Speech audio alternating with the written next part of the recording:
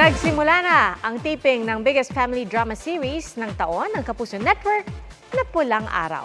Ito ang nireveal ni Sparkle star Sanya Lopez. Ayon kay Sanya, todo na ang paghahanda niya sa role na vaudeville dancer. Makasama niya sa serye sina Barbie Fortesa, David Licauco at Alden Richards.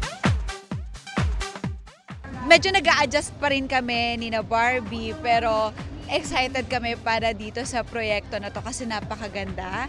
At yung iba rin namin mga kasama na cast ay nag-start na, kaya naman nakaka-excite.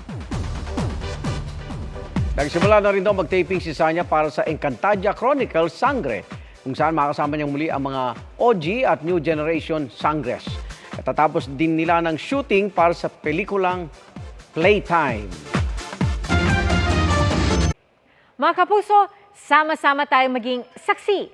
Mag-subscribe sa GMA Integrated News sa YouTube at para sa mga kapuso abroad, samahan niyo kami sa GMA Pinoy TV at sa www.gmanews.tv.